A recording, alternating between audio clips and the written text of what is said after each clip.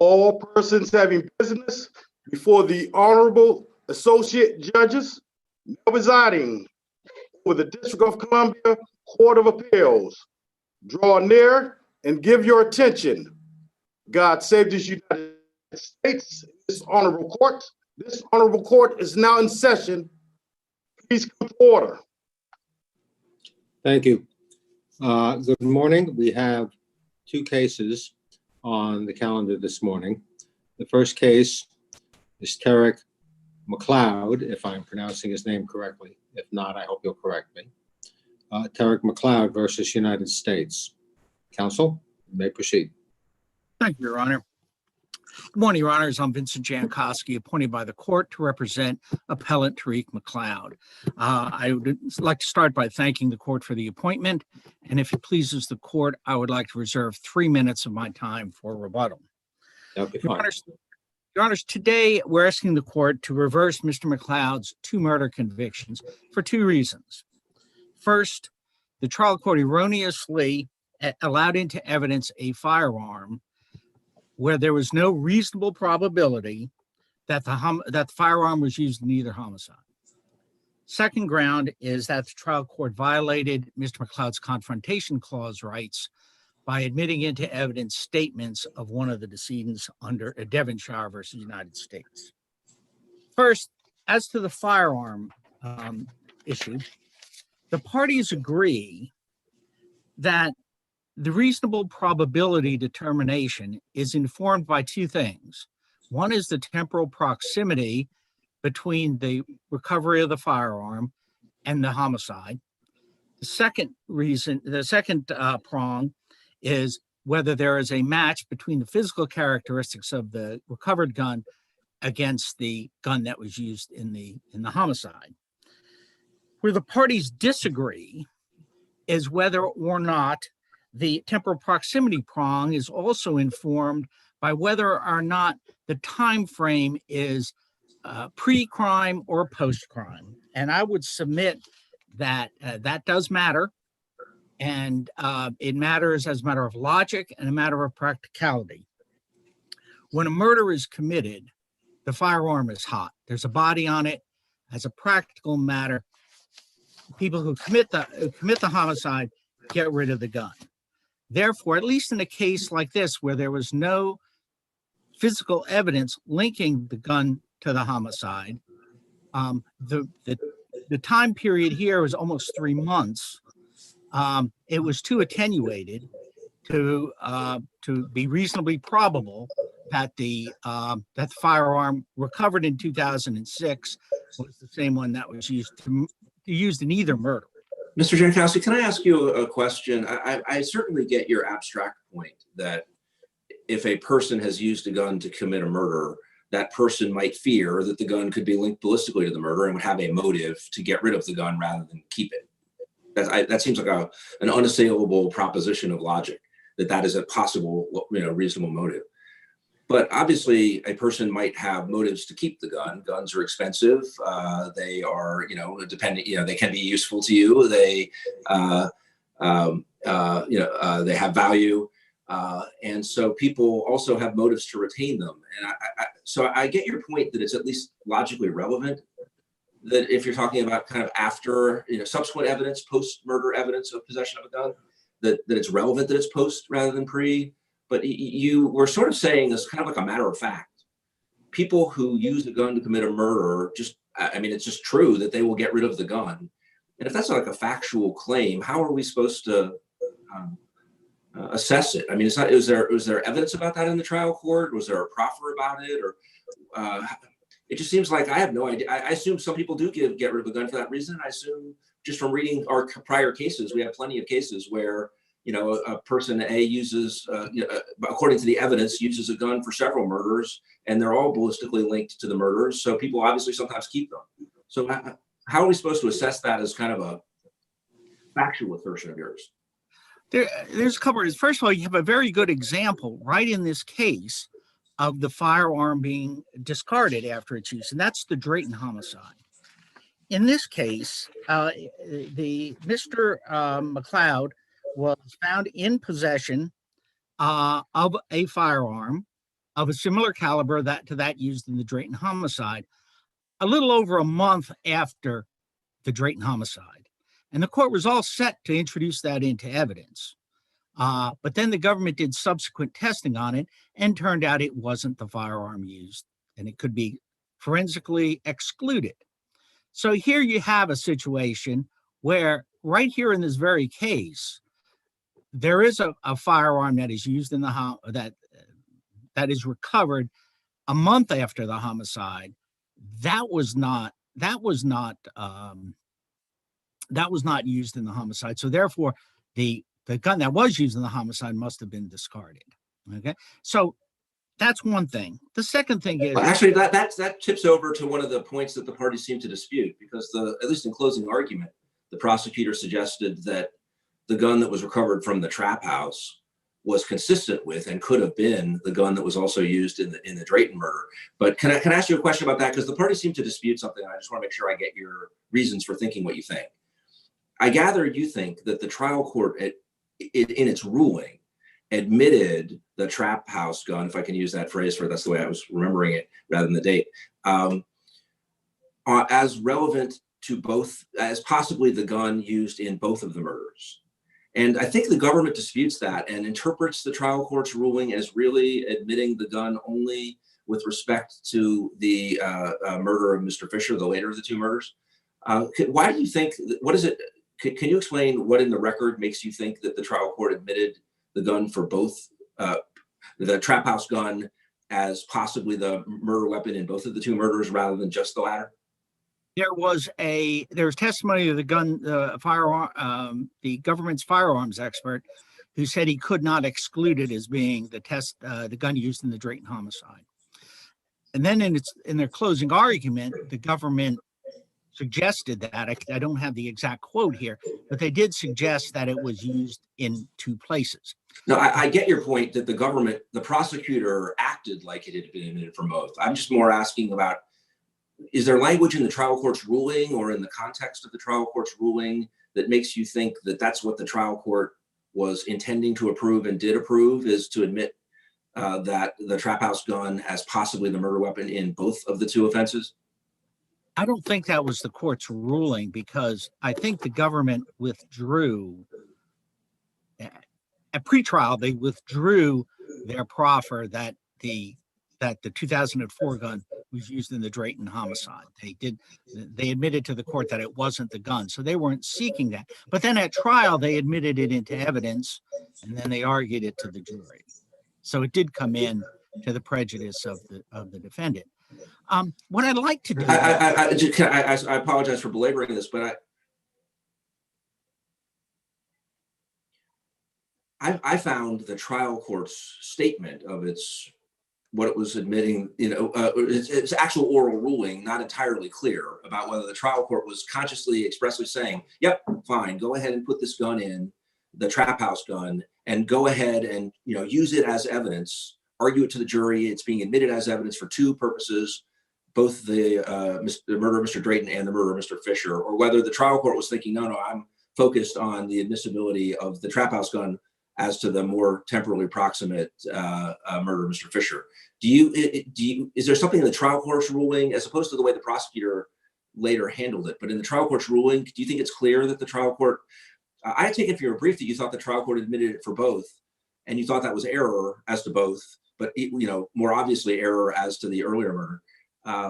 But now it sounded like just a minute ago you were saying you think maybe the trial court intentionally admitted it as to both. So I want to make sure I understand your position about what you think the trial court's ruling was. Yeah, I was confused by Your Honor's question. I shouldn't have been. But yeah, the trial court, and I think admitted I was referring to the 2004 gun, and forget what I said about that. The 2006 gun, I think the court did admit as to both homicides. It was reasonably, the court felt it was reasonably probable that it was used. And why do you think that? What in the trial court's statement of its ruling or in anything else leads you to think that's what the trial court did and intended to do? I know the prosecutor later acted like that had been done. I get that point for sure. But in terms of what the trial court said or the context of the trial court's ruling? And there was when that evidence was introduced into evidence, there was no objection. So that both parties, both the government and the defense, thought that that's what the judge's ruling was. The judge didn't say anything about it, so everybody thought it was that gun was introduced for both homicides. So that's what I was getting at. But I mean, obviously, if it was erroneously admitted in the 2006 homicide, it was erroneously admitted in the 2004 homicide as well. So what I like to do is focus a little bit on the reasonable probability standard, and what we talk about when we say reasonable probability. Obviously, it's more than conjecture or speculation, and I think the court only needs to go that far to reverse Mr. McLeod's convictions, because here it really is just conjecture or speculation whether or not the gun that was recovered in the trap house was the same gun that was used in the homicide. It does not get beyond that. But if this court believes that it does get a little bit beyond conjecture and speculation and is looking to define reasonable probability a little bit more concisely or more appropriately in this case, I think the court really needs to look at how reasonable probability is defined in other contexts in the law.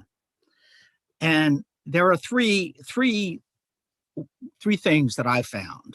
Okay, the first two were the Strickland, the prejudice prong of Strickland uses a reasonable probability standard, and the materiality prong in Brady uses as a reasonable probability standard.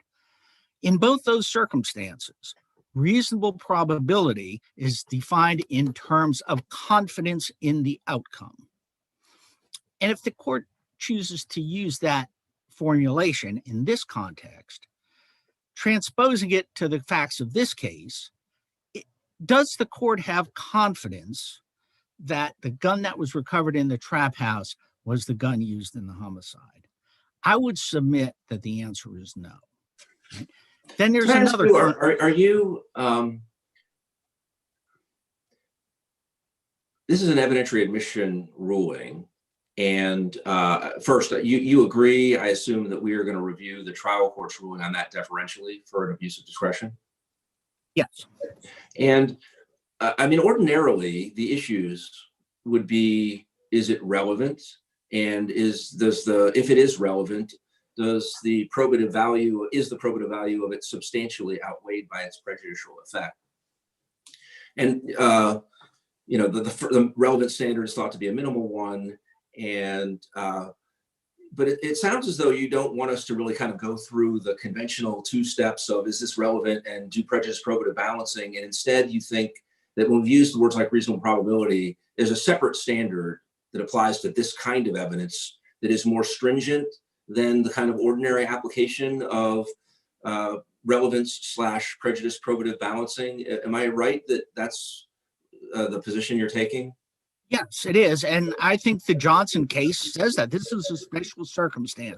Johnson kind of graphs out an exception to Drew, if it were, as it were, and creates a separate category or a separate method of determining admissibility. I see that I'm going past my time I reserved for rebuttal. So if there are no further questions, I would like to reserve some time for rebuttal. Finish your response to Judge McLeese before you step down, and we won't cut your rebuttal short. My issue is the Johnson case specifically carved out a different way to assess admissibility than the simple rule 403.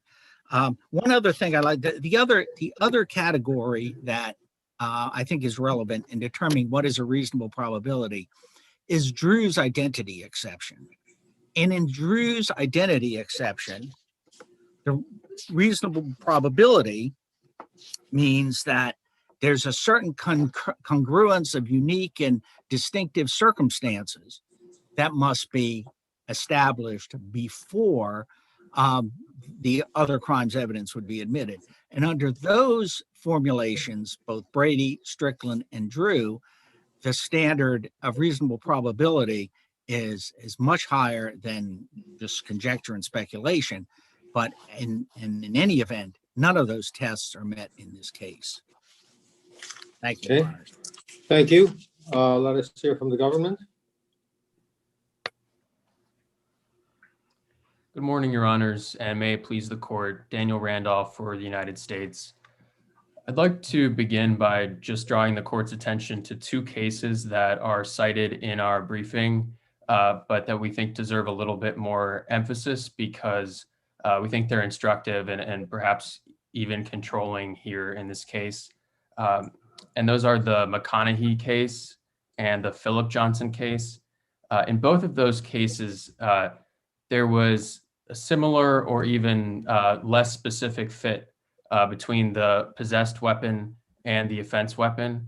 And there was less temporal proximity. So the time gap between the possessed weapon and the offense weapon was significantly more. And this court nevertheless upheld the admission of the offense weapons.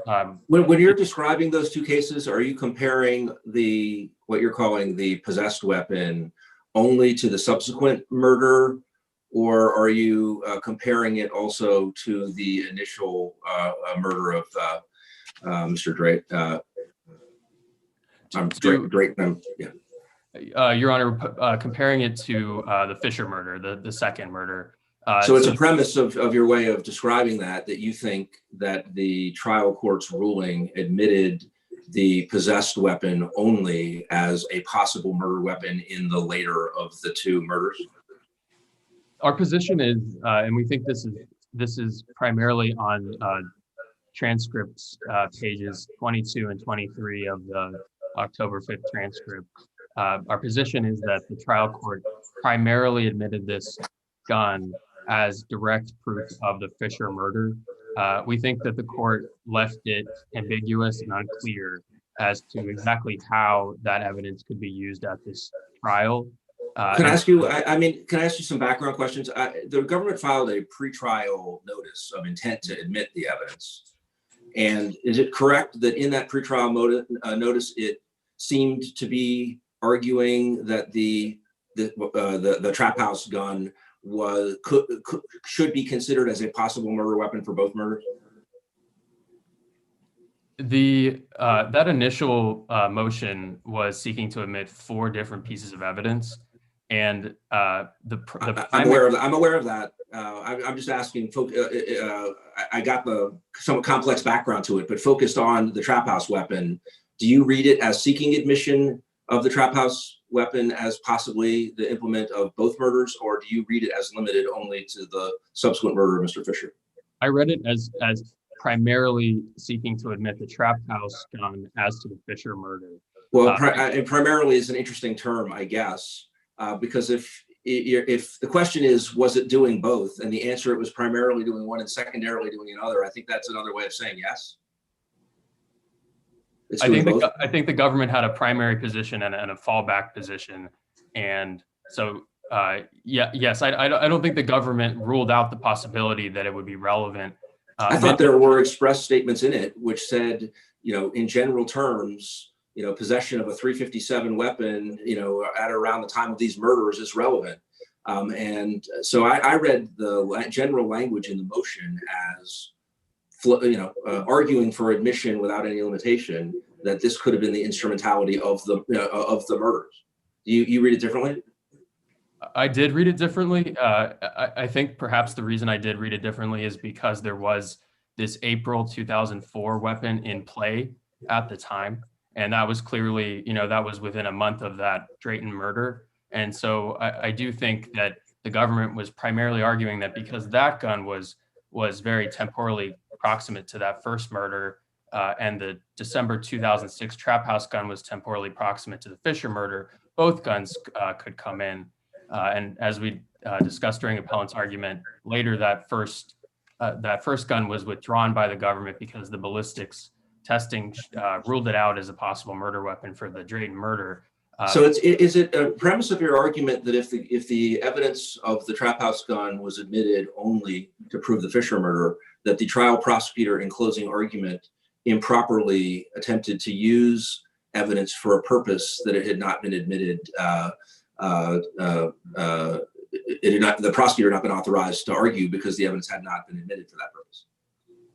Our best reading of the record is that it was not improper. It was more of an ambiguous question that wasn't clearly resolved through the ruling. And so I think it was obviously admitted as direct proof of the Fisher murder. And I think it was more of an open question as to the extent to which it could be used as relevant to the Drayton murder. Well, let me put it this way. It was, in light of the trial prosecutor's closing argument, is it fair to say that the government's position at trial was that the trial court had admitted the gun as possible proof of both murders? That seems like it was the government's position at trial because that's how the government argued in closing. Correct. I think so. Why should the government be permitted in this court to take a different view and say that actually the better reading of the record is that the evidence was not admitted on the first, with respect to the first murder? The trap house gun was not admitted as the possible instrumentality of the first murder. Your Honor, perhaps I'm just misunderstanding the question, but I don't think it was an inconsistent position. I think the government's view below was that this was primarily relevant as direct proof of the Fisher murder, and that it had perhaps minimal relevance, but some relevance. No, my question is, what did the trial court rule? The trial prosecutor thought the trial court's ruling made it appropriate to treat the trap house gun as evidence of the first murder. So that's the trial prosecutor's position was, the trial court's ruling has allowed me to say this gun might well have been, the trap house gun might well have been the murder weapon in the original murder. And now the government seems to be taking a different position about what the trial court's ruling was, because the trial prosecutor thought the ruling was, yes, use it for that purpose. But now in your brief and to a degree of argument, you seem to be saying, no, the better reading of the trial court's ruling is that the trial court never admitted this evidence as the trap house evidence as, the possible murder weapon in the first murder. It just seems inconsistent to me. And if I could piggyback, it also seems like your argument is that the court's ruling on the government's motion was ambiguous, in which case wasn't it the government's obligation to go back and get clarification before it made argument based on that ruling about the gun? Your Honor, again, my best understanding of the record is that the ruling was very clear as to the relevance of the gun as to the Fisher murder, and the ruling was less than clear as to the first murder. Mr. Randolph, perhaps yes, Judge. If I can interrupt you, let me see if I understand this, because I had a slightly different view of this. In the government's pretrial motion, it had two weapons that it wanted to have admitted. It thought weapon number one was the weapon used in the 2004 murder, and it thought, or might well have been the weapon used in the 2004 murder. And it thought weapon number two was the weapon that might well have been used in the 2006 murder. Do I have that right? Yes, Your Honor. So it's inconsistent. It would have been inconsistent for the government to say, well, we think weapon number two was relevant to the 2004 murder. The government never argued that, and it would have been inconsistent to argue it because it thought at the time it made this motion that it had another weapon that was relevant to 2004. And I think the way I had read the record was that when the judge ruled, he was allowing the weapon number one to be admitted as evidence of the 2004 murder, and weapon number two as evidence of the 2006 murder. Now, it's true that the government then later withdrew its advocacy of weapon number one because further testing discovered, but the government never really suggested to the judge that weapon number two had any bearing at all on a murder committed 2 years earlier. Its theory had always been it was a different weapon. What happened here is that at trial, counsel, the prosecutor, I guess you could say, couldn't quite resist saying that weapon number, in closing argument, that weapon number two, and also in examining, I guess, the government's ballistics expert, the prosecutor brought up the possibility and suggested that indeed weapon number two had the characteristics of the gun used in the first murder as well, which probably was using the evidence for a purpose not for which it had not been admitted, and for which the court never contemplated it would be admitted. Why should it have? Does all that make sense to you? Yes, Your Honor, for the most part, except I think that I do think that it was an open question. I think it's fair to say, or at least you know, if the court is inclined to take the view that the prosecutor should have further clarified the extent to which the gun should have been used, then I would like to just briefly address the harmlessness arguments as to this point. If the court does see the testimony of this brief testimony. Well, before we say what the court sees, what do you see? If everything I've said is correct, is it the position of the United States that it was still proper for the prosecutor at trial to elicit the evidence the prosecutor did, that the gun recovered in 2006 could have been used in the 2004 homicide? I think that's a close question, Your Honor. I'd like to know your answer. On balance, yes, I think that it was proper. And the reason why is because it did come in for a valid purpose. It was before the jury. And so I think once that gun and the circumstances of its recovery were before the jury, it was not improper, and it would not have been an abuse of discretion if the court had been asked to rule on this question, which the court was not.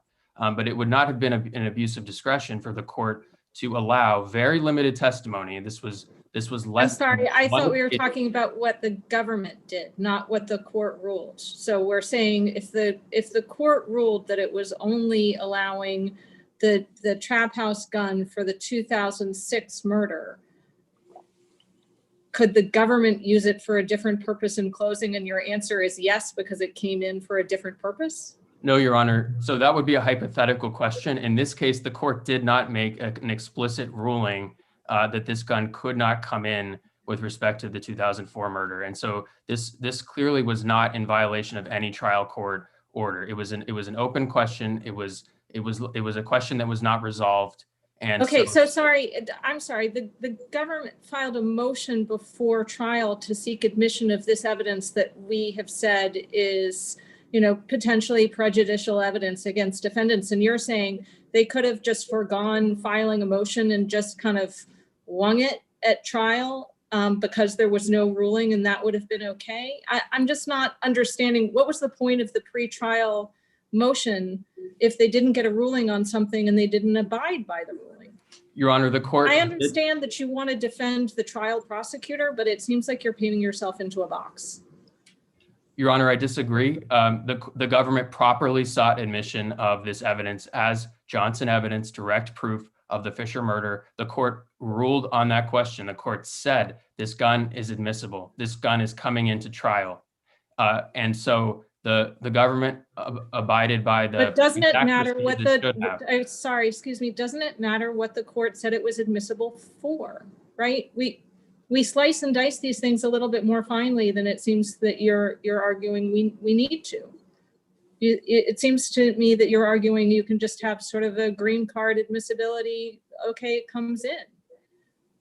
Your Honor, it came in. The court's ruling was ambiguous, I think in part because of the way in which this motion was teed up. At the time, there were other guns in play. And so the court's ruling was ambiguous at that point. And let me press you on that, if I may. When you say the court's ruling was ambiguous, suppose the second gun had never been discovered. Suppose the government had just said, I'm sorry, I misspoke. Suppose the first gun had never been discovered. And suppose this, for that matter, suppose the second murder had never even been committed. And the government filed a pretrial motion and said, we have this gun we found in the trap house 2 years in the possession, we think, of Mr. McLeod, 2 years after the 2004 homicide was committed. We would like to introduce this as evidence of the 2004 homicide because it's a gun that's a .357, and it was, we think, in Mr. McLeod's possession 2 years later, and so forth. Do you think the judge would have allowed that? No, Your Honor. Would have authorized? I don't think No, so Your either. I think the judge would have said 2 years is far too long a period of time to make this gun relevant.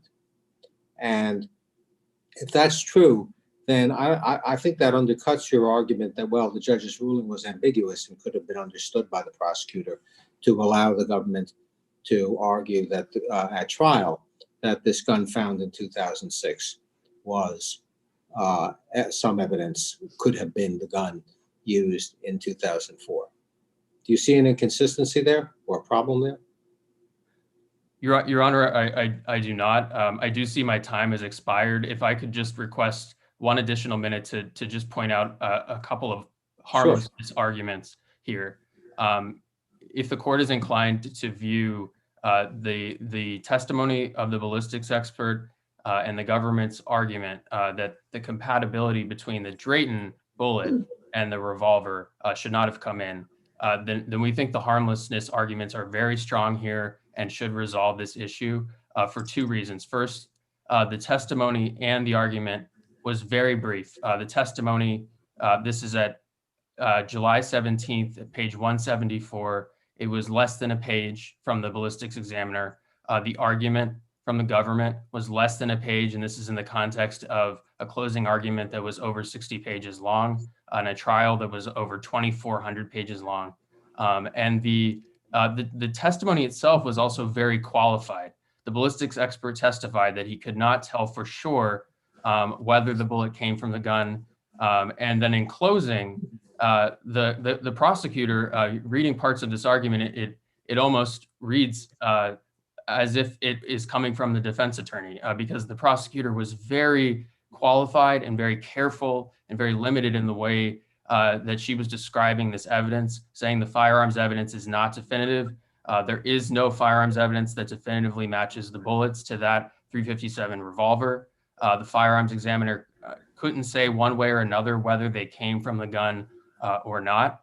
This was a very small piece of the government's evidence, and it certainly was not what the government was hanging its hat on. And then just very briefly, the government also made arguments about the similarities between these two murders. And I'd just like to briefly point out, appellant quotes this from in his reply brief, and would just like to point out that evidence really was not revolver evidence. It was evidence that came in from the medical examiner as independent proof of these two murders, going to the size of the wounds, going to the location of the wounds. And it was evidence that came in from the ballistics expert, going to the caliber of the bullets that were used in these two murders, and going to the fact that these were revolvers used in both murders. And all of those arguments, all of them could have been made without the revolver coming in. And so even if the court is inclined to see it as error that the government asked this question about the compatibility between the Drayton bullet and the revolver, and even if the court is inclined to see it as error that the government made arguments about similarities, that error is harmless for all of those reasons. Okay. And Thank you. if the court has no further questions, we would ask the court affirm the judgment below. Thank you very much. Thank you. Mr. Jankowski, you have a couple of 3 minutes in rebuttal. Your Honor, there's three reasons why the error in this case was not harmless. The testimony about the gun was not brief at all. If the gun doesn't come in, the circumstances surrounding the gun don't come in because they're totally independent of either of the homicide. If the gun doesn't come in, that means Mr. McLeod's presence in essentially a crack house where illegal substances are used, that doesn't come in. The fact that he's in there late at night doesn't come in with a bunch of, which with a bunch of guns present in the house, with a bunch of individuals who fled the scene. None of that come in. The area is a high crime area. It's called Vietnam for a reason. A lot of homicides in there. And most significantly, the testimony of Iron Murchison doesn't come in. The testimony that Mr. McLeod fired a gun doesn't come in. The testimony that Mr. McLeod always possesses a .357 doesn't come in. Mr. Jankowski, I take your point. I think if the gun evidence, if the trap house gun evidence shouldn't have come in at all, you have a pretty good argument that there's a fair bit of prejudice. But the government's prejudice argument was somewhat more contingent than that, I think, because the government's focus was on the use of the evidence as possible proof of the first murder rather than the second. And assume for a moment that we were addressing that question, which is so the government's argument is, okay, assume, if the gun evidence should have come in, but it should have been limited to use with respect to the murder of Mr. Fisher. What is the prejudice of the use of the gun evidence and the reference to it in closing if that part of it, but only that part of it, crossed the line? And I would be interested in your answer to, you're addressing that somewhat contingent point, because it does seem, if all of that evidence is coming in and the issue is instead, the government shouldn't have been able to say, by the way, accurately, I gather, I mean, it's not disputed that this is accurate, that the trap house gun could have ballistically was consistent with the first shooting. If that's factually true, and all of the evidence was about that was going to, the rest of the evidence about the gun and the circumstances of its recovery were all going to come in, what's the marginal prejudice of that use of it if that use was impermissible because contrary to the trial court's ruling and maybe, unduly speculative? What could you try to tell me what you think the prejudice would be in that scenario? I'm trying to understand the question. There is, Your Honor is saying if it's prejudicial that the gun doesn't come in, what is the...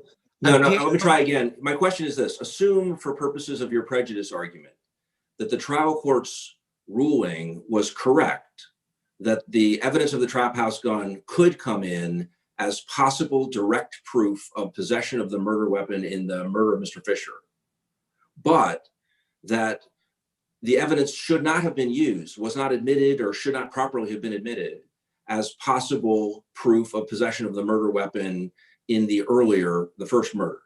If that were true, if the ruling was correct in one respect, but incorrect as to the earlier murder, or that wasn't even the ruling, either way, what's the prejudicial effect on on that set of conclusions about the trial court's ruling, or the evidence, the use of the evidence being okay as to the later murder, but not as to the earlier murder? What's the prejudice if it was incorrectly used in part as proof of the earlier murder?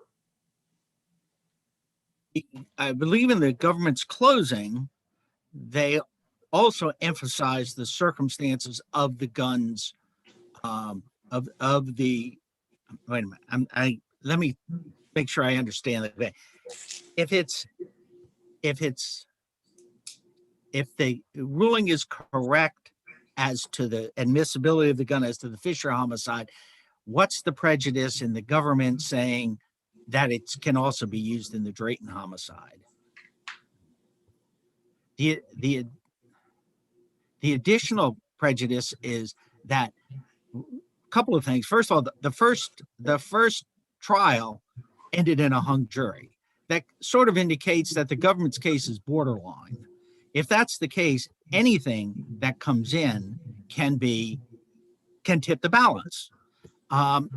Secondly, we also have the confession in this case. We have David Warren's confession that he committed the homicide in the Drayton case. So the jury, I mean, these cases were tried together. The jury thinks that, it's the gun is used. The jury may think, because of the government's argument, the government's evidence, that the gun was used in both homicides, but clearly it wasn't used in the first homicide. But the jury wasn't told that. Why do you say that? The jury wasn't told. No, no, why do you say it's clear that the trap house gun wasn't used in the first homicide?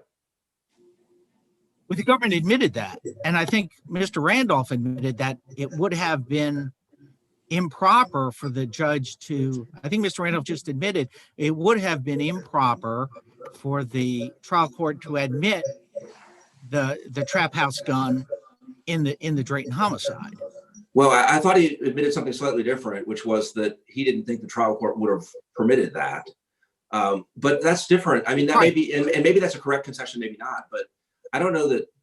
I mean, so you think it's what the prosecutor said in closing, which is you heard evidence that this trap house gun, paraphrasing, this trap house gun is consistent with whatever gun was used in the first murder.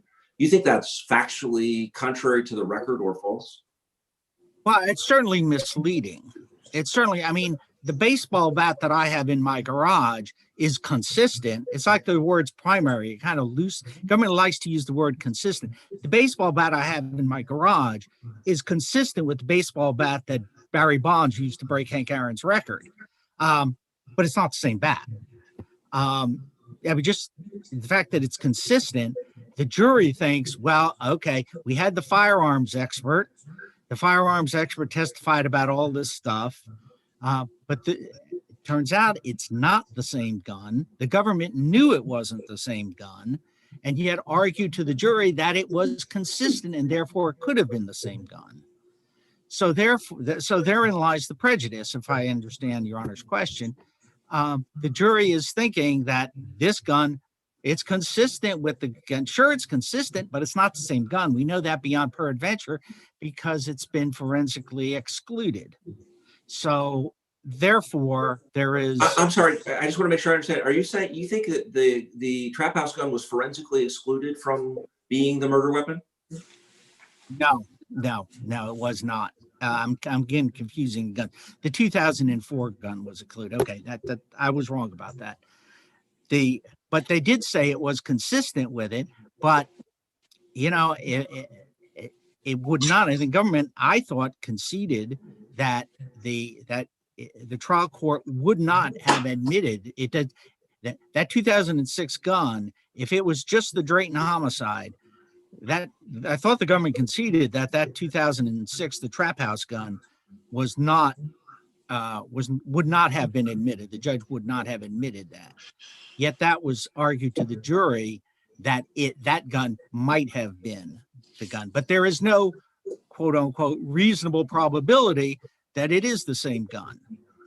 Mr. McLeod had a gun shortly after that, the 2004 gun, shortly after the Drayton homicide, but that wasn't the murder weapon either.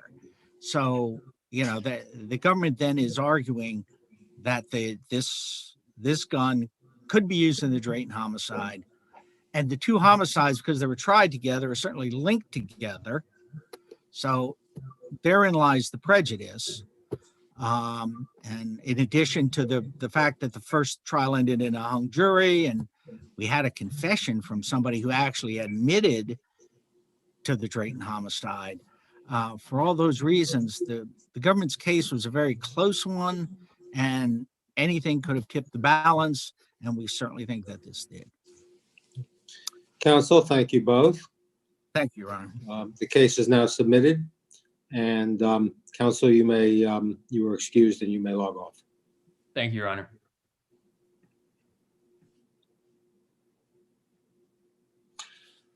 Okay. We will call the second case on the calendar this morning.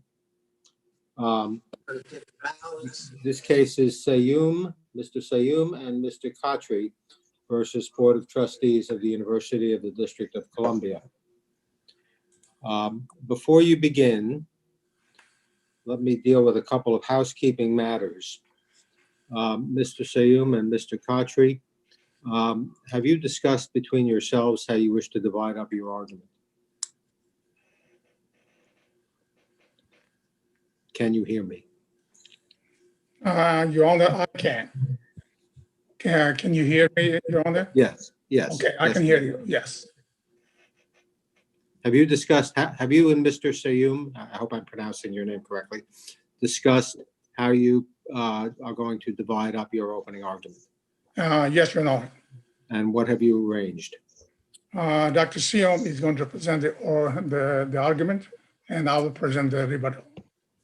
But if the court allows us, he might ask me to comment on some questions.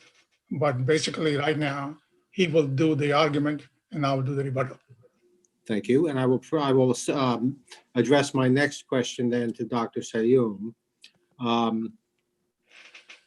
Dr. Sayoum, there are two basic claims here. One is the Freedom of Information Act claim, and the other is the age discrimination claim. Are you planning to address both those claims? No, the Freedom of Information Act is solely for Dr. Khatri. I beg your pardon, Dr. Sayoum? The Freedom of Information Act was Dr. Khatri's only. It's not my case. Okay, so we will hear from you first regarding the age discrimination claim. And you're going to use something less than, well, we'll give you 15 minutes to argue. And then the government will respond. And then Dr. Khatri will speak to the Freedom of Information Act claim, possibly also respond in rebuttal to the government. And then we'll allow the government to respond to Dr. Khatri's Freedom of Information Act argument. Is that acceptable to you all? Yes. Your Honor, and my understanding was this would be on the age discrimination case today and not the Freedom of Information case. So I'm not prepared to present Freedom of Information case today. I see. I'm glad to see that I'm not the only person who was confused. Yeah, okay. Yes. Some of these cases. Because the letter we have only has two case numbers, which are age discrimination. It doesn't have on it the number for the Freedom of Information case. Your Honor, I apologize for jumping in here, but these cases have been consolidated. So it was the university's understanding that oral argument was going to be both on the age discrimination cases and the DC FOIA claim by Dr. Khatri. If your honors are inclined to take up the DC FOIA case solely on the briefs, I think the university would be amenable to that. Because we were under the impression that everything was going to be argued today since all three cases were consolidated together. Mm-hmm. Well, I think Dr. Khatri and Dr. Sayoum, Dr. Khatri in particular, it may be the case that we should just take the Freedom of Information Act case on the briefs. But more to the point, since you're not prepared, you did not expect, and you're not prepared to argue about that today, we can decide that issue definitively later on. And we'll just hear from you all today on the Age Discrimination Act claims. And we'll proceed by hearing first from Dr. Sayoum, then from Ms. Abrams, and then from you, Dr. Khatri. Okay, Dr. Sayoum, you may proceed. Good morning, Your Honor. May it please the court. My name is Haile Michael Sayoum, and the name of the other appellant is Dr. Dario Khatri. We are pro se appellants. In this brief, UDC fabricated multitude brief rationale, but for winnowing out and terminating only 12 old people ranging in ages from 63 to 77 years, using false statements, violating its own policies and procedures, and brazenly asserting that DCMR regulations and rules are irrelevant to its RIF policies. Dr. Sayoum, one of the things that the trial court says in its order granting UDC summary judgment is that you and Dr. Khatri have not put forward evidence of many of the ages of the individuals to whom you are referring to show disparate treatment. And what I understood you to say in your brief was we did put forward evidence in our affidavit that we sort of swore to the court that these people were younger or had specific ages that we designated.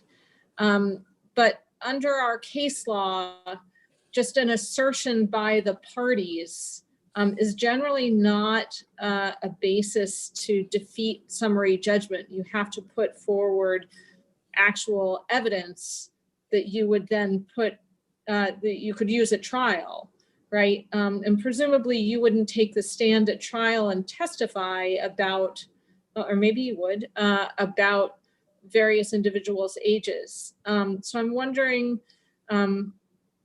if you can address that concern of the trial court, that part of the reason the trial court determined that there was no material issue of disputed fact was that you hadn't shown that different individuals to whom you're using as reference points are the ages that you say that they are. Thank you, Your Honor. The UDC Council is disingenuous and misleading and lies. I'm not talking about UDC's general counsel. I'm talking about the trial court in the trial court's order. Correct. Right? The trial judge is saying, I don't see evidence in the materials that have been submitted to me, right? And the trial judge was looking at UDC's summary judgment motion and the attachments. And also, I think, looking at your summary judgment motion and attachments, and just did not see proof of ages for a myriad of individuals. I won't go through them by name. All right, Your Honor. Can you speak to me as to why you think you did prove up the ages? Is there material that the court overlooked in the record, or do you have reason? Thank you, Your Honor. UDC provided documents about the ages of Michelle Chapman and the adjunct faculties. We have records of them. We have presented all those documents. Ms. Abrams has provided these documents but misled the court.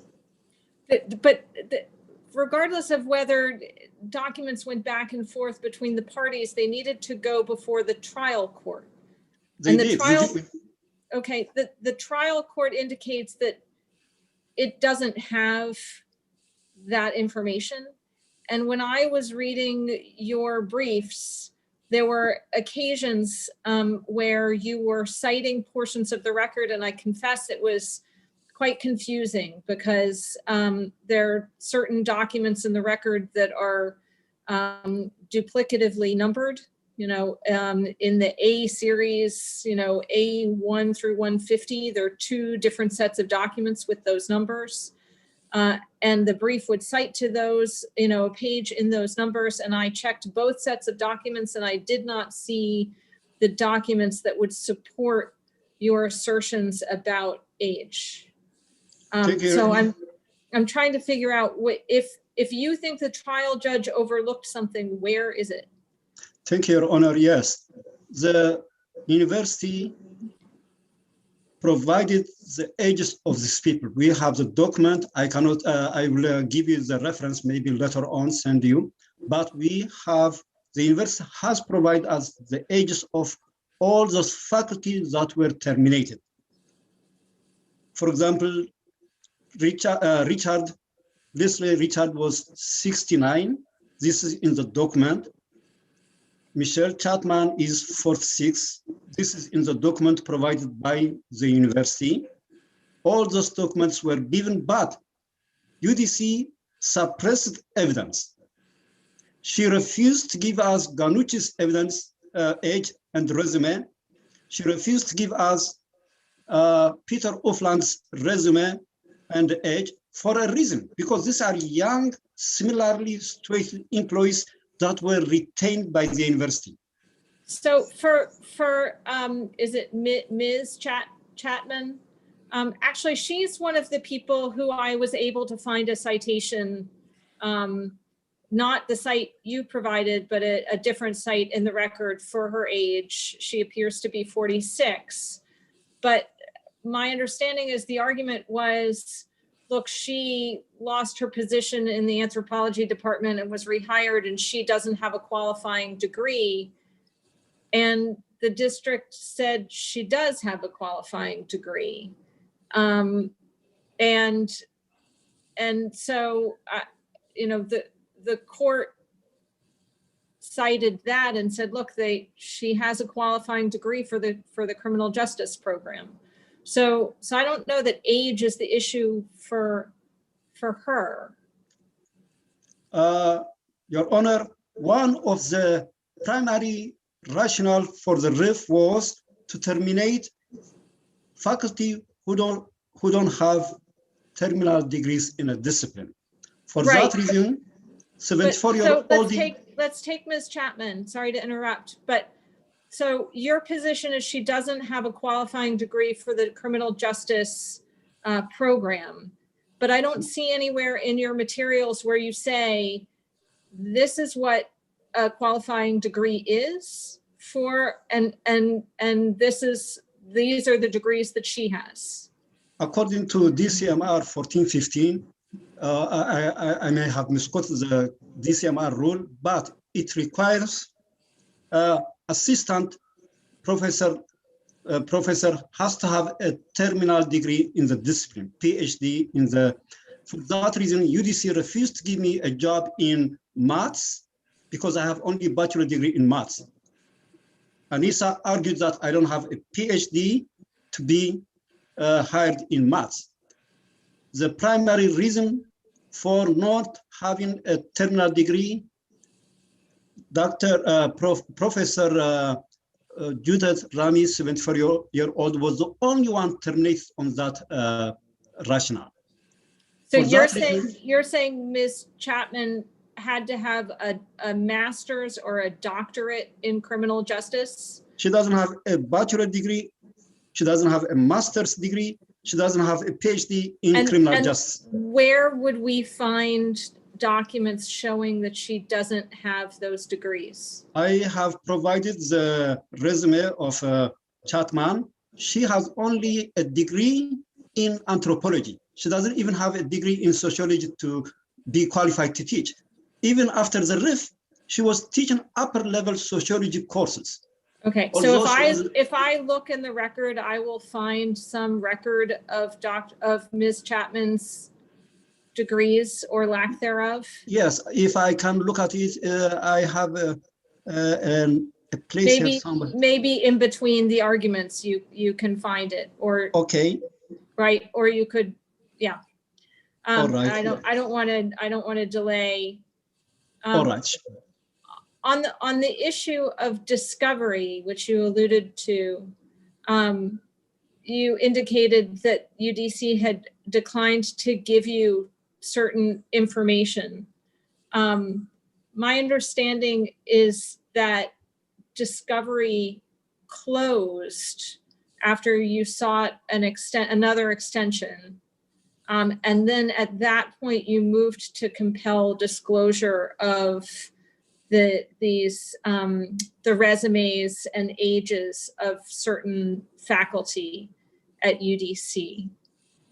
Is that correct?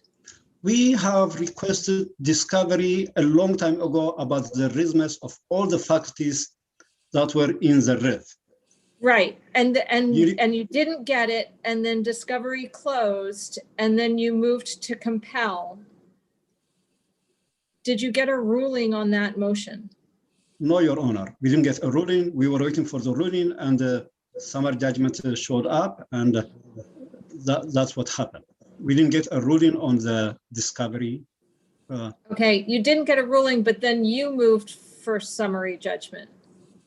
We are process. We don't know how the system works really, and we were waiting for the court to respond to our discovery request.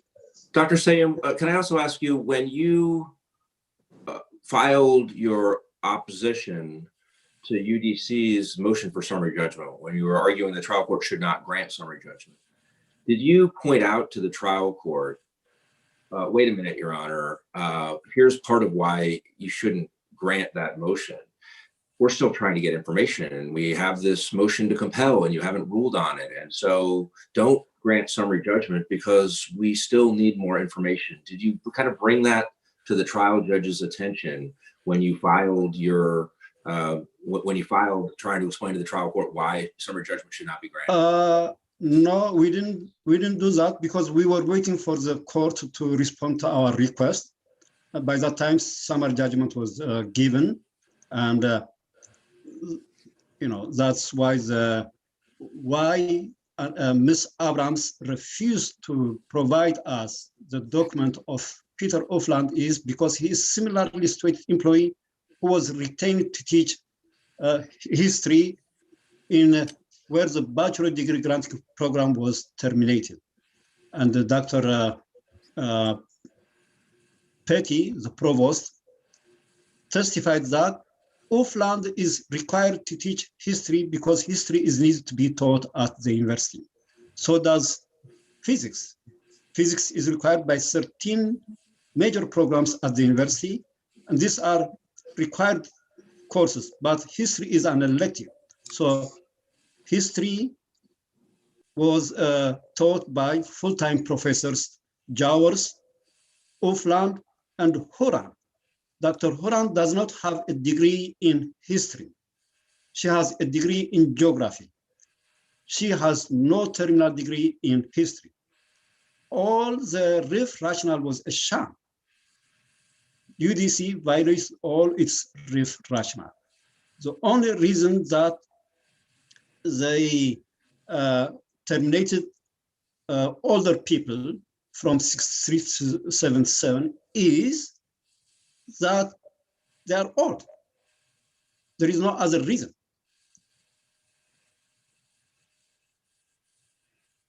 The university kept Ofland, Jowers, Horan. Horan doesn't have a qualifying degree. She didn't meet the requirement for the RIF rationale. Ofland has a bachelor degree, but he was also teaching political science and English. He doesn't have a degree in either of those disciplines. So using a RIF rationale to terminate faculty with no terminal degree is a sham. Bachelor's degree in physics has 20 courses each semester. The university has testified on that, Provost Petty. 20 courses implies the university needs 4 to 5 full-time faculty. But what does the university do? The university hired other faculty and they refuse to hire me, for example, by saying, unfortunately, all the physics sessions have been assigned to faculty who have committed already. The 2 full-time tenured faculty are Dr. Khatri and I. We have been teaching for about 40 years. Dr. Khatri and I have been teaching at UDC for 30 years. Newcomers who have been there only for a semester or 2 semesters were given priority on the hiring by claiming the university has committed to this faculty.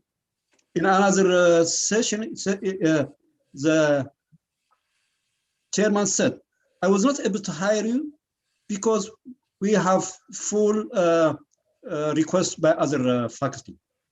I was denied employment just on that basis. Unfortunately, the assistant dean says, unfortunately, I am requesting that you choose 2 courses and 1 lab. He gives to the other faculty, the new adjunct faculty, 6 to 8 courses. The UDC, this is age-based. When there are 20 courses. 4 to 5 full-time faculty are supposed to teach them. And when they were denying me on the basis that, unfortunately, we are committed to the other faculty. This is pure age discrimination. Okay, Dr. Sayoum, thank you. We will give, as you know, Dr. Khatri a chance to rebut. Let us hear from counsel for the Board of Trustees. Yes, thank you, Your Honor. May it please the court. My name is Anessa Abrams. I represent the appellee, the Board of Trustees of the University of the District of Columbia. First, just let me start by saying that this case is not about a number of the things you've heard Professor Sayoum just talk about during his argument. This case is not about whether the university allegedly violated its internal regulations. This case is not about whether or not the university, hired Dr. Sayoum for a math position. It is not about the university's assignment of physics classes to adjunct faculty. In fact, Dr. Sayoum admitted during his deposition testimony that he has no evidence that teaching assignments were based on age. And Can this I ask case you, is why not is it about, about, why, I understand that's not the direct claim, but why, assuming they were adequately supported by information of a kind that could be the basis for a summary judgment ruling, as opposed to just statements, which I know is an issue. But why aren't those circumstances, at least perhaps in conjunction with others, relevant to the claim that the decision to lay off, to RIF the two doctors was based on age? That all is, at least seemingly, if it were adequately, supported by evidence, at least potentially relevant. none of these arguments, Your Honor, are indicative of age discrimination. As it relates to their allegations of alleged procedural violations, factually, they have the information incorrect, and the record does not support their factual position. But even assuming there was such a violation, it's not indicative of age discrimination that they were selected for layoff because of their age. We cited the Johnson case. For sure, by itself, it isn't. But I'm not sure it's. I mean, as I understand the broad structure of their argument, it is maybe take as a given that the university had a legitimate reason for eliminating physics as a degree granting program. Let's say that's definitely undisputed. That's a legitimate reason. I thought their argument was, okay, but still there is a need for physics to be taught. And there are two full-time faculty members who are capable of teaching those classes. And eliminating physics as a degree granting program doesn't require you to lay off anybody. And their argument is, look, you laid us off and hired other adjunct people or used other adjunct people to teach classes that we could have taught. And the reason you did that is because of age. And that's their thrust of their argument, as I understand it. And then they try to argue, look, here's all of our evidence about why, taken as a whole, a reasonable fact finder could conclude that what happened to us happened because of our age rather than for other reasons. And then they start getting into a lot of the, there are these, ageist comments, and some of them are removed in time, and they all have their strengths and weaknesses, but that's one category of evidence. And here's some more evidence, here's what's happening in other departments with respect to people and degrees and ages and reasons that were given for why steps were taken. And it all doesn't add up. And there's supposed to be a process to make these decisions, and the university didn't follow it properly. I know you dispute that, but I don't know why any of that is logically irrelevant or not part of what you would be considering as a whole to see whether they had enough or they didn't have enough. So I'm not sure why it isn't, at least potentially in part about those, some of those circumstances in combination with others, if they were adequately established, which I know you dispute. So even if you take all of those things together and assume that they are true, Your Honor, there is still no evidence of age discrimination. Certainly physics classes have been taught since the reduction in force, and they have been taught as foundational classes for other majors. But when the university made the decision to eliminate the Bachelor of Science degree in physics, it made the decision that it did not need full-time faculty to teach in any of the programs where it eliminated the degree. That is a management right that it has both under the collective bargaining agreement and the DC code, that it can have them, that it has the sole management right to determine the number of employees and the number and types or classifications of employees within any unit. So But all Ms. the Abrams, physics classes. I'm sorry to interrupt, but I guess the question is, why did it make that management decision, right? And one thing that I thought was conspicuously absent from the district's brief was an explanation of that. And one can think of one, right? I mean, presumably having 2 tenured professors is expensive. You pay them, a full salary, and they get health benefits and maybe retirement benefits, right? Adjuncts are a lot cheaper. I mean, you just pay them by the class. It's very fluid. You can, have more classes one semester and fewer the next. And you don't have that overhead, as it were, of 2 tenured professors. But I didn't see that in your brief, and I'm not sure that it's in any of the materials that were submitted to the trial court. So it does beg the question of why not keep these 2 longtime tenured professors on to teach,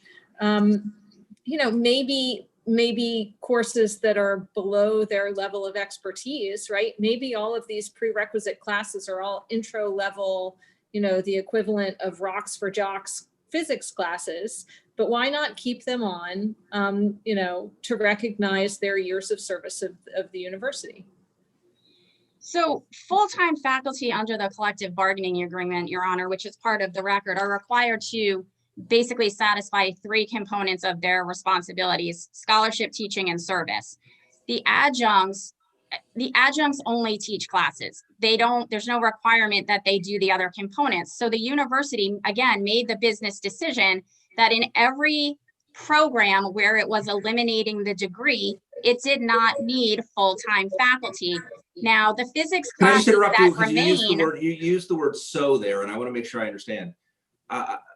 You could imagine reasons why the university made the decision, not just in physics, but and I know that the doctors say actually the university didn't do that. They didn't get rid of all full-time faculty in areas in programs where they got rid of degrees. That's one of their disputes about disparate treatment. But where I'm back with the same question Judge Easterly asked, but in a slightly different way. Let me just ask it this way: is there any evidence in the record about why the university allegedly decided across all of the 17 programs where it was eliminating degrees to RIF all full-time faculty in those programs? Is there a place anywhere where the university, some witness for the university says, here's why we made that decision?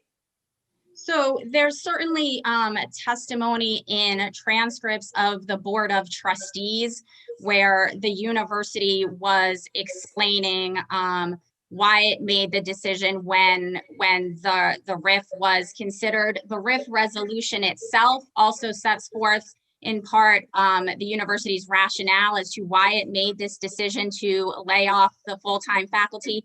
And the union did submit some information requests to the university asking about, reasons underlying the reduction in force, which the university did respond to. And concretely, what is the evidence about the university's reasons for that decision, other than obviously the abstract reason? Well, we're no longer having degree granting program, so we're laying off the folks. I mean, that's definitely said.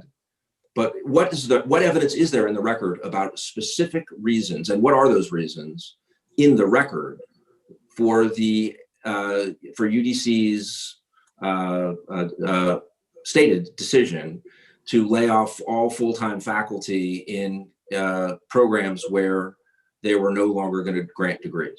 So all of this was premised, Your Honor, by a directive from the DC Council. The DC Council passed legislation in the Budget Support Act directing the university to right size. And what they said was that they needed to right size both as it related to the programs that it offered and as it related to its faculty and its staff.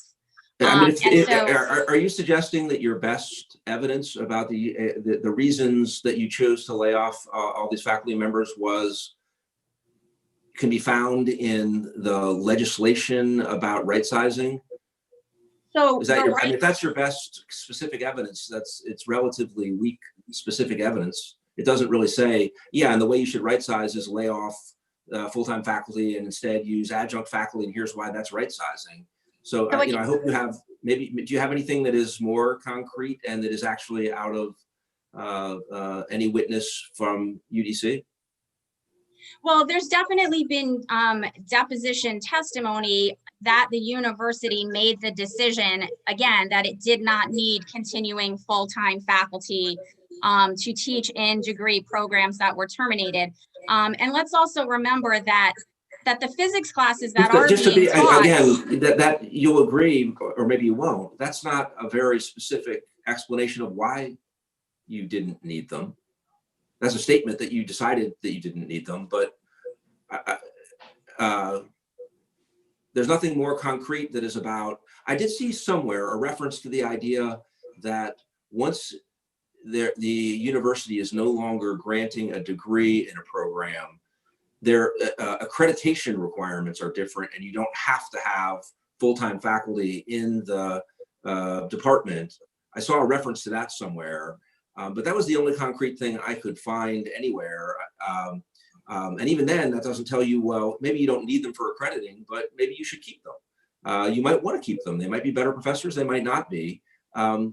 So I do struggle to find anywhere a concrete explanation for what I think the doctors are saying is the crux of the case, which is, yeah, okay, go ahead and end the physics program. I mean, they dispute that to a degree too, but I think one of their principal points, the one that seems, you know, more promising to me potentially, is even if you're eliminating it as a degree program, why did you riff us? You still need people to teach. Why not us? And the issue is, where does the university concretely say, here's why we don't need you in particular, or here's why we don't need any full-time professors in any of these programs? And I haven't yet heard from you anything that is specific about that. The two things you've said so far are there was a decision that they weren't needed, and that it related to general legislative advice about right sizing.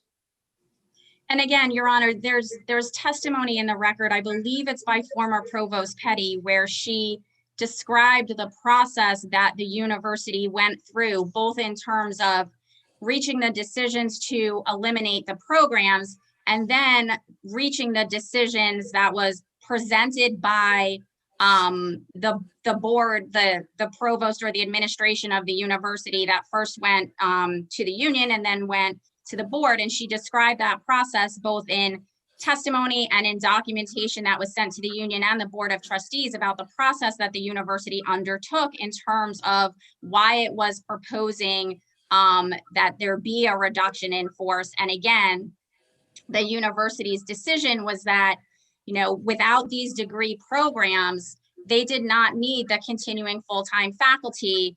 The physics classes that remain are all being are being taught by adjunct faculty members, and they're being taught including by professors Khatri and Seyum. So again, there's no evidence here that the university was looking to sever an employment relationship with the plaintiffs because of their age. The plaintiffs have been working as adjuncts teaching physics since the reduction in force. And the other things, I just like to touch on a couple of other things. But I'm sorry. Ms. Abrams, would it be, oh, I'm sorry. No, go ahead, Steve. Well, would it be fair to assume that the transition from being a full-time professor of physics to being an adjunct professor who teaches 2 or 3 classes results in a substantial decrease in the professor's terms and conditions of employment, their income, their responsibilities, and the like? That is true, Your Honor. There is, adjuncts are taught by credit hour or paid by credit hour. They do not receive benefits, but that does not mean there's evidence that they were laid off because of their age. And again, there's no evidence in the record. I just want to know for a moment whether the terms and conditions of their employment have been altered. Would it also be true that they're teaching far less than they were teaching. They could, or to put it differently, they could be teaching more than just the 2 or 3 adjunct classes that they're signed up to teach. The classes, again, classes are assigned based upon needs of the university. So I can't say whether at one point in time they're teaching more or less, but adjuncts teach, whereas full-time faculty do teaching, scholarship, and service as required by the collective bargaining agreement. But again, both Professors Khatri and Sayoum have worked as adjuncts since the layoff. There's absolutely no evidence, as Your Honor pointed out, in the record to the Superior Court regarding the ages of the other adjuncts who have been teaching. Well, their claim is that physics they've classes. identified. Their claim is they've identified at least a few people who are comparable to them in that they were full-time faculty in programs whose degree granting was abolished, and they claim that those comparables were allowed to continue in essentially equivalent full-time positions. Are you saying the record does not support any of those claims at all? I see I'm out of time. May I just be able to answer your question, Your Honor? Yeah, please, because then I have a couple of other questions perhaps after that. Okay. And other judges may as well. So, Okay, thank you so much. The individuals that the plaintiffs point to and that they've referenced briefly in their argument today are not similarly situated. They're not comparable comparators. And I'd like to just touch on that very briefly if I could. Professor Chapman was in fact laid off as part of the same reduction in force. At the time of the layoff, the record reflects she was 46 years old. She later applied for a position that was, conducted via a nationwide search and got hired for a position in the university's Administration of Justice program. There's testimony in the record that that is an interdisciplinary program, which includes the humanistic social sciences, for which she is qualified. And Dean Massey, the Dean of the College of Arts and Sciences, testified to that, and that is in the record below. As it relates to Professors Ufland and Jowers, who were mentioned by the plaintiffs in their opening argument, first, I'd like to say there's no evidence of their ages in the record below. Secondly, I'd like to say Professor Jowers was identified to be laid off as part of this same reduction in force because the Bachelor of Arts degree in History program was eliminated. Under the collective bargaining agreement, she had bumping rights. So she had bumping rights that could be exercised to bump Professor Ufland. Prior to the reduction in force becoming effective, she applied for and obtained a division director position at the community college. So there was no need to then bump Professor Ufland.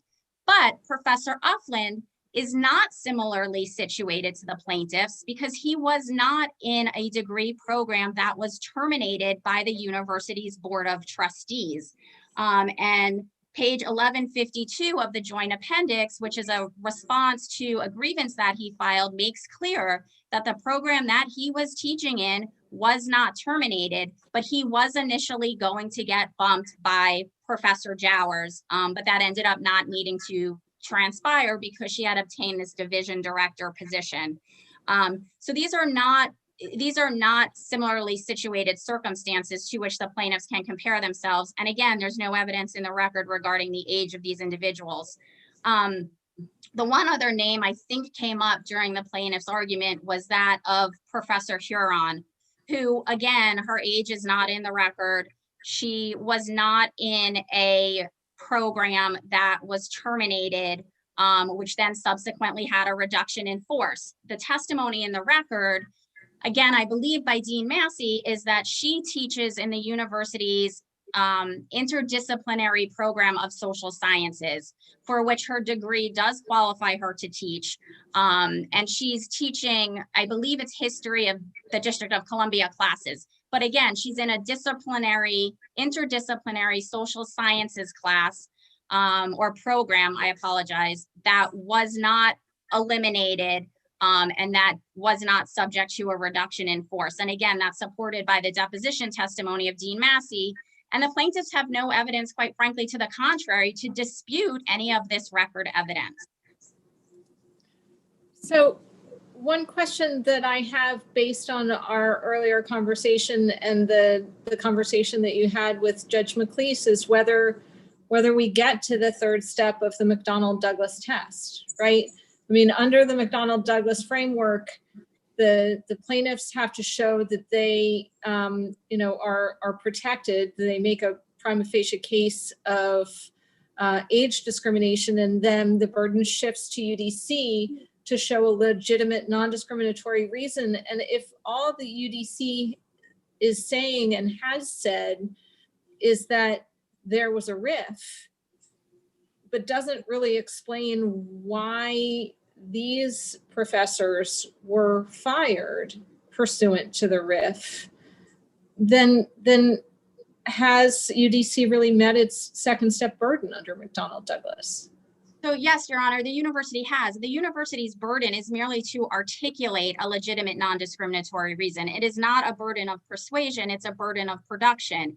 And so the elimination of the programs, which then led to the business decision, which again, should not be second guessed, and the court should not sit as a super personnel department, was that with absent degrees, the university did not have a need for continuing full-time faculty in those programs. Can I just make sure? So let me just give you a has- hypothetical about, because I'm interested in this question of, it's really how specific the explanation has to be to suffice.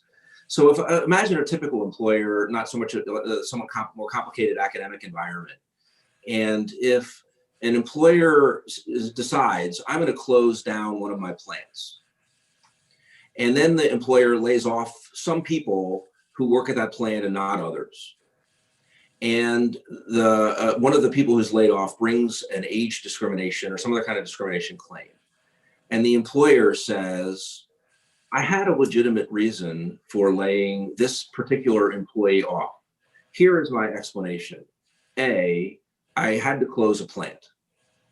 B, I made a business decision about which employees to fire, and so I fired this employee and others. Is that an adequate explanation?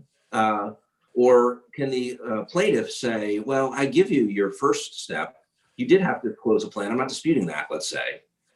But you still need to explain why that decision led you to fire the particular RIF or lay off the particular person who's at issue. And if the explanation of that is only, well, I had to close a plant, and so I had to decide who to fire, and I decided to fire this person, is that enough? Or is that just too generic and not adequately specific to rebut a claim, a prima facie showing that the reason, assuming there was one, that the reason was discriminatory? So, Your Honor, I believe this situation is actually factually different from what you've just described in your hypothetical question. In this case, all of the full-time faculty in the terminated programs were laid off. So this was not a question of the university eliminated the Bachelor of Science degree in physics, and now they had to pick and choose who they were going to lay off and who they were going to keep. That's not the analysis that happened here. Everybody who was full-time in a degree program that was terminated was laid off. So, and again, the evidence in this case is actually undisputed that the approval of the RIF process by the Board of Trustees was age blind. There was attached to the resolution, there was a list of the positions that were going to be impacted by the reduction in force, but they were not identified by the names of faculty members. They were not identified by the ages of faculty members. And there's testimony in the record that the administration and the Board of Trustees did not know the ages of the individuals who were in the impacted positions. And the plaintiffs have pointed to no evidence to dispute that and no evidence to the contrary.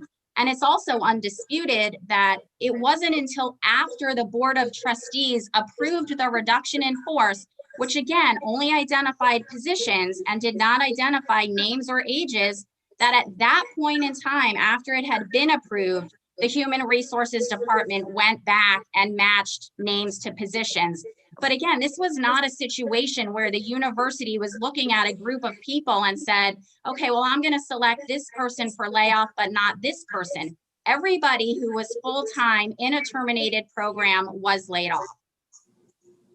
Does the record indicate whether, as a group, full-time faculty are older than non-full-time faculty?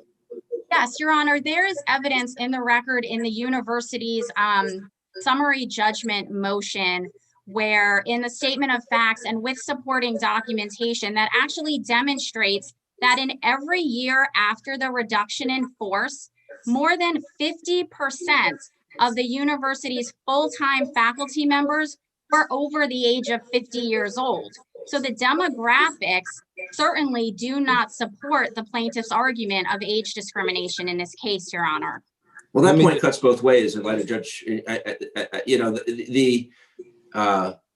that shows you that the university hasn't obviously, done some great purge where they're that they have no remaining employees who are of a particular age. But I think Judge Glickman's question was more kind of a disparate impact question. If the evidence suggests that a somewhat unexplained decision, not very fully explained about, well, why did you respond to shutting down degree programs where you still have to teach classes? By firing the full-time faculty, you can still teach the classes, it's just you're no longer granting degrees. That's an interesting question. The university doesn't seem to have given a very concrete answer in this record. And if the evidence shows that decision of just getting rid of full-time faculty without really explaining why very concretely has a disparate impact, because full-time faculty tend to be older, that could tend to be circumstantial evidence supporting a claim, even if you still haven't gotten rid of all your full-time, even if you haven't gotten rid of all full-time faculty. So it could cut both ways. I'm just trying to, you see how it can cut both ways? And I would argue, Your Honor, this is not a disparate impact case. That's not how this case was framed by the plaintiffs who at the time the case was filed were represented by counsel. This case was brought as a straight disparate treatment case that they were laid off because of their age. But I would also like to say. Correct, but I think you would agree maybe that evidence that there is disparate impact sometimes is circumstantial evidence contributing to a showing of intentional discrimination. Again, Your Honor, I don't believe that this case rises to the level of a disparate impact. But I would also like to say that there is evidence in the record, again, supported by documentation, which has not been disputed, that since January 1 of 2013, more than 50% of the university's new full-time hires have also been over the age of 40. So that too undercuts any argument that the university is looking to rid itself of individuals because of age. I do realize I'm out of time. I hate to say this since it has such a personal impact, but 40, is a rather low threshold. And some of us feel there's a big difference between 40 and 70. If you gave me the opportunity, I'd go back. So it's worth bearing that in mind. Thank you, Your Honor. If I do know that I'm out of time, so if there are no further questions, I'm happy to step down. Okay. Well, thank you. We'll hear now from Dr. Khatri. And Dr. Khatri, we usually give rebuttal time. Rebuttal time is usually more limited than the initial argument time, but we'll give you a reasonable amount of time here, 5-10 minutes or so to argue. Thank you, Your Honor. There are some disputed facts, Your Honor. One of them is the program elimination. University keeps on saying that they eliminated the degree granting program in physics. But let me explain exactly what has happened. Provost Petty, who's the highest academic official, she stated faculty is hired to teach classes. This is in Joint Appendix 302 in paragraph 3. Instead of offering 22 classes, what UDC used to offer before the RIF, UDC still offers 20 classes, which is about a 10% reduction in the number of courses they teach. Are the university saying that they're calling 10% reduction as an elimination? There was no DIG program called Degree Granting Program in Physics. It was simply Department of Physics or Program in Physics, Your Honor. The other, Provost Petty testified, we have enrollments of 20 students in the general ed courses and fundamental courses for engineers and physics. And so those students, those faculty members are needed there to teach those courses where we really have a full complement of students. This is the testimony to the Board of Trustees and the Joint Appendix 1081, line 1 through 7. The Dean of the college says the physics classes are fully subscribed. And they come out, the program is eliminated. Can I call, Your Honor, full complement of students, fully subscribed classes, as the university likes to call them, whole enrollment? No, Your Honor. The physics program is still there. It continues to offer classes. And by the mastery agreement, which the counsel for UDC mentioned, is they talk about lack of work. There's absolutely no lack of work. The same number of people needed before 2014, the same number of people needed today. As of now, I'm teaching full-time, part-time work. I'm getting paid 1/3 the pay. Teach the same classes, same course load I used to teach before 2014, Your Honor. Second point I'd like to make is on the budget question, Your Honor. Budget has not been an issue at all. Not at all. UDC Financial, the Chief Financial Officer stated, the reduction in position at the university will have no immediate impact in fiscal 2014 or 2015.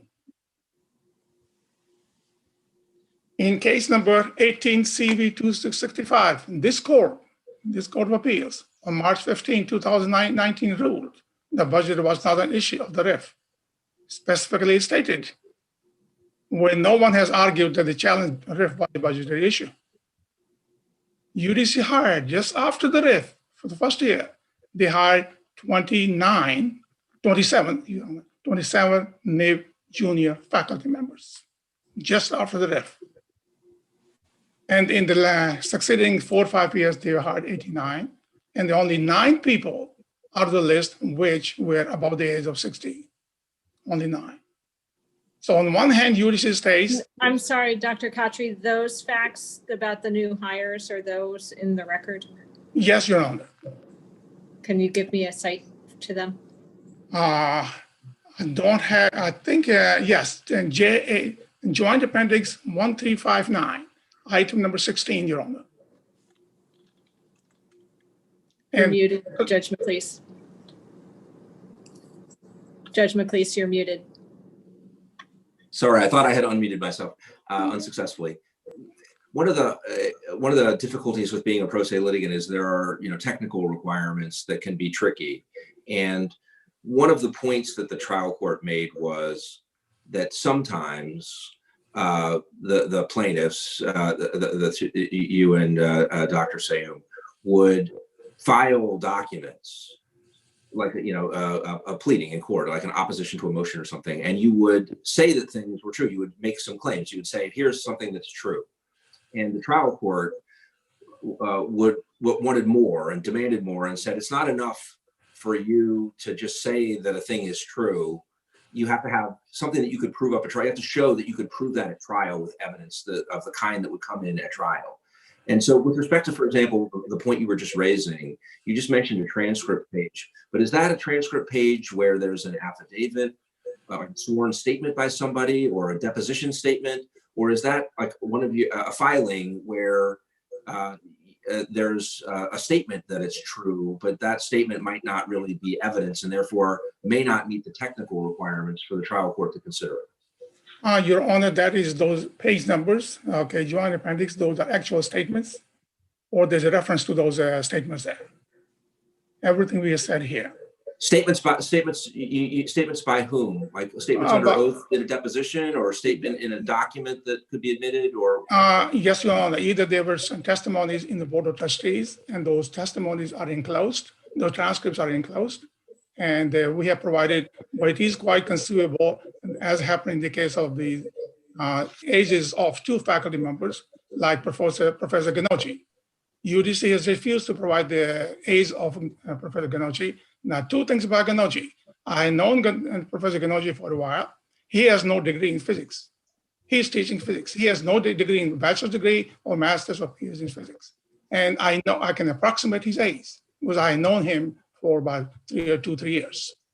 Professor Ufland, we could estimate his age when the university refused to provide that age. We estimated the age based on his high school graduation date and the college graduation date. And that was reported in the task in our affidavits. Okay, so it was based on what we knew at that time. If you couldn't find the age, you're on the, I don't know what else could we say at that time. But we didn't know the law that, hey, well, there's a deadline to be met for filing the motion or the brief, and the judge hasn't decided, so we chose to basically go ahead and file the opposition at that time, or the summary judgment. Now, let me talk about disparate treatment of similarly situated employees in owner. According to UDC, it eliminated, let us say for the time being, we assume, it eliminated degree granting program in physics, in history, and sociology, all three departments and many others. On September 5, 2014, and record has it on JA Joint Appendix 1152, when Provost Petty informed Ufland that his position in the history program has been eliminated because history program has been eliminated. There's a letter from the provost to him. In the RIF, all jobs are eliminated and there are no replacement employees. But what happened in the case of Professor Ufland? Professor Ufland is still teaching in the history program on a full-time basis. According to the provost, the history program, degree grant program was eliminated. So there should be no full-time person in the history department. There are two people in the history program. Dr. Jawor's name was also mentioned in the testimony today. I had known Professor Jawers for a long, long time. Professor Jawers was supposed to be bumping Professor Ufland at the University College, but she did not because university played a game. They tried to give her an administrative position. And she applied even after the deadline was closed, evaluations have been completed, and that documentation, Your Honor, is provided. So this was all trying to do is just get rid of people who are older. Okay, this was a game plan. What did they do in the case of Professor Chapman? The council today stated again that the position was advertised after a national search. University has provided no such documentation, Your Honor, none whatsoever, simply statements. She doesn't have a degree in anthropology. He has no degree in criminal justice. I, even in 6, 7, 8 years ago, I even tried to apply for a part-time position in the math department because they needed a lot of adjuncts and they couldn't find many. So I applied for the position to teach part-time math courses. And I was told a physicist with a PhD couldn't teach math courses because I didn't have a master's in math. And now they're hiring Professor Chapman, who does not have any degree in criminal justice or sociology, and he's teaching senior level courses in sociology, Your Honor. Although the university hired many much younger faculty for teaching physics classes, and the apprentices were doing before the RIF, UDC retained Ufland to teach the classes, as I said before.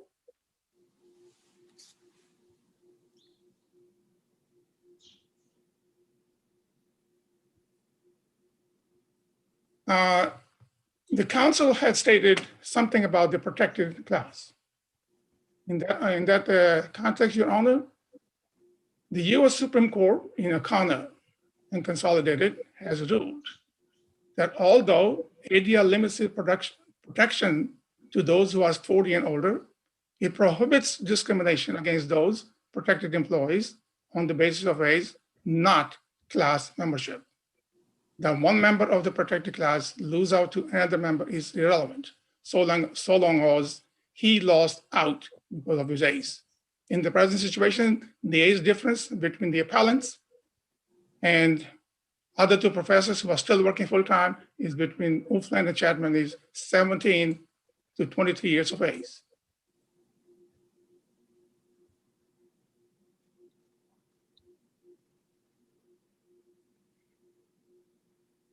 I believe I answered all the questions, Your Honor.